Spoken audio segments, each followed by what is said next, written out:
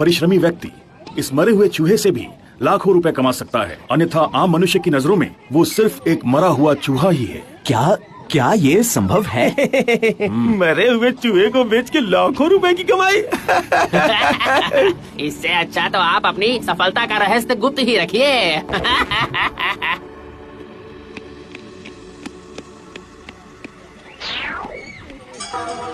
किसी राज्य के राजगुरु गलत बात तो नहीं कर सकते हैं। जरा चलकर देखता हूँ, भाग्य को आजमाता हूँ।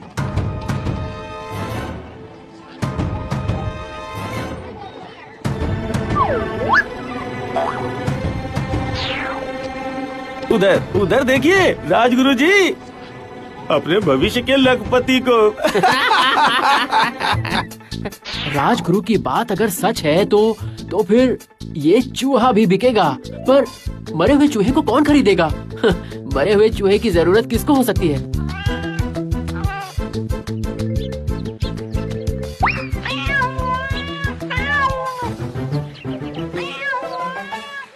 अच्छा तो ये बात है। भाई साहब, ये चूहा क्या मुझे बेचेंगे आप? आप इसे खरीदेंगे? हाँ, लगता है मेरी बिल्ली को ये मरा हुआ चूहा बहुत पसंद है।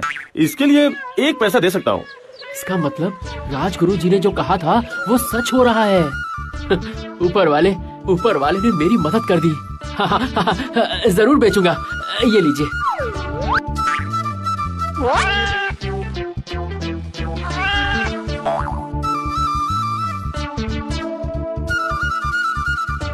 कुछ देर पहले मेरे हाथों में 1 पैसा भी नहीं था और अब मैं 1 पैसे का मालिक हूँ। पर इसे खर्च नहीं करूंगा। आज का दिन बस किसी तरह पानी पीकर गुजार दूंगा और कल इस पैसे का फूल खरीदूंगा और मंदिर में बेचूंगा।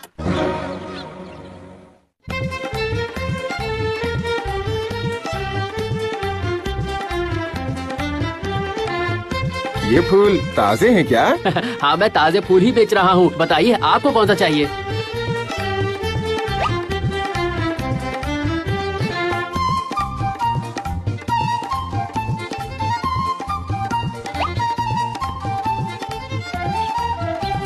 अरे वाह, अब तो मेरे हाथ में 5 पैसे हैं। 1 पैसे से आज रात को खाऊंगा और बाकी पैसों से कल राजपथ के मोड़ पर ठंडा शरबत बेचूंगा। ओ भाई, ओ बहन जी, आइए इस गर्मी में शरबत पीकर अपने प्राण और शरीर को शीतल कीजिए। आइए आइए आइए, ठंडा ठंडा शरबत पीकर देखिए। आइए। जरा दे तो बेटा, मुझे जरा शरबत दे दो, बहुत प्यास लगी है मुझे।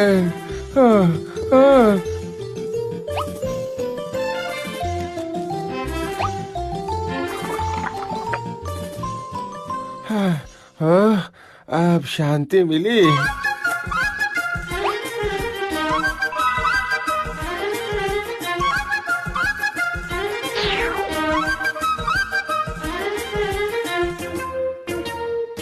मेरे हाथ में 1 पैसा भी नहीं था और आज इस वक्त मैं 100 पैसे मतलब पूरे 1 रुपए का मालिक हूँ। अब मैं सोचता हूँ कि किस प्रकार मैं अपने जीवन को और आगे बढ़ा सकता हूँ। कल सुबह सोचूंगा। अभी पेड़ के नीचे थोड़ा आराम कर लेता हूँ।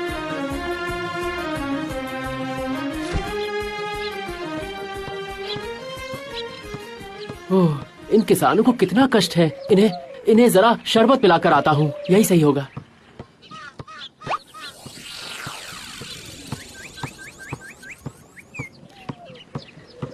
किसान भाइयों, थोड़ा शरबत पी लीजिए, फिर काम कीजिए। इस गर्मी में थकान को थोड़ा दूर कीजिए। आइए। नहीं, मैं आपसे कोई पैसे नहीं लूंगा। आप लोग मेहनत से खेती करते हैं, तभी तो हमें भोजन मिलता है। ये मेरी तरफ से आपके लिए दक्षिणा है। तुम कौन हो बेटा? तुम तो बहुत दयालु हो, बहुत दयालु हो बेटा। हमारे बारे में कोई भी ऐसा नहीं सोचता।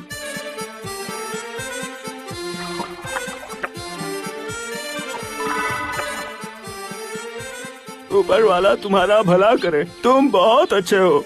क्या हम तुम्हारी कोई मदद कर सकते हैं? जब जरूरत पड़ेगी तो मैं सहायता के लिए आप लोगों के पास जरूर आऊंगा। अभी मैं चलता हूँ।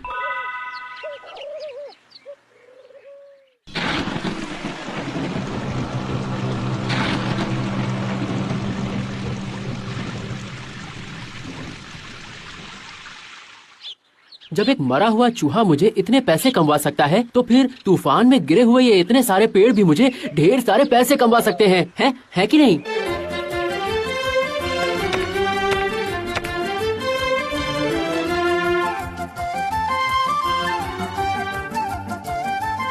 जैसे भी हो शाम तक ये मटके राजमहल पहुंचाने ही पड़ेंगे। पर और आग जलाने के लिए तो और भी लकड़ियाँ चाहिए। ओहो, अब मैं क्या करूं, कहाँ से लाऊं? कुम्हार भाई, मैं आपके लिए सूखी लकड़ियाँ लाया हूँ, आपको चाहिए क्या? बाप रे, इतनी लकड़ियाँ!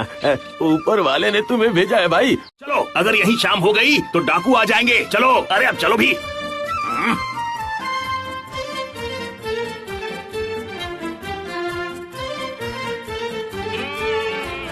लगता है वो आदमी उस पहाड़ से आ रहा है, पर इसके साथ और लोग क्यों नहीं हैं? 10 गधों को लेकर ये अकेले ही आया है। मैंने तो सुना है उस पहाड़ में सोने की खान है। जरा जाकर देखता हूँ। लगता है मित्र आप किसी मुसीबत में हैं। हाँ भाई, मेरे सभी गधों ने आज 3 दिन से कुछ नहीं खाया है। कहीं भी घास फूस नहीं है। अच्छी घास फूस की बहुत जरूरत है। क्या तुम कुछ बता सकते हो? दूरी पर शहर है, वहाँ जाकर आपको सब कुछ मिल जाएगा। फिर तो अच्छा ही हुआ। अगर तुम मुझे कुछ घास लाकर दे दो तो मैं तुम्हें 10 सोने की मोहरें दूंगा। बेटा, क्या हम तुम्हारी कोई मदद कर सकते हैं? जब जरूरत पड़ेगी तो मैं सहायता के लिए आपके पास जरूर आऊंगा। अरे मैं तुम्हें 100 मोहरें दूंगा। आपका एक गधा और थैली मिलने पर मैं अभी घास की व्यवस्था कर दूंगा और आपको सुरक्षित शहर भी पहुंचा दूंगा। क्या मतलब? इन थैलियों में क्या है जानते हो तुम? मैं जानता हूं कि उनमें क्या है, पर मैं कोई चोर या डकैत नहीं हूं, इसलिए आप निश्चिंत रहिए। अगर यहाँ शाम हो गई और डकैत आ गए तो मुझे लूट लेंगे। इसकी बात मानने में भलाई है। ठीक है, तुम जल्दी से घास की व्यवस्था करो। अभी जाओ, मैं और इंतजार नहीं कर सकता। आप बिल्कुल निश्चिंत रहिए, इनके लिए ताजी घास मैं ले आऊंगा।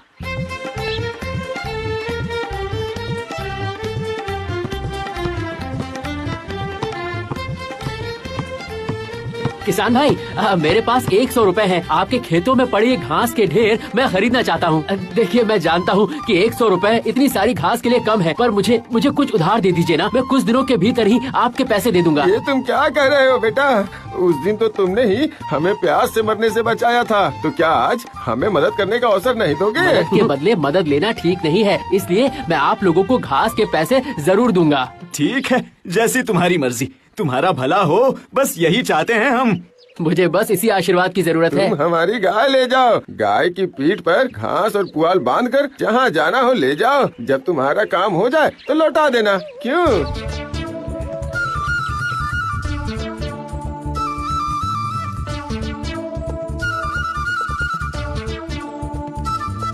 वाह, तुमने मुझे बचा लिया भाई, बचा लिया। तुमने मेरे गधों के प्राण बचा लिए। मेरे वादे के अनुसार ये गधा और उस पर लदी ये सोने की बोरी अब से तुम्हारी। खुश तो हो ना? ये लो इनाम।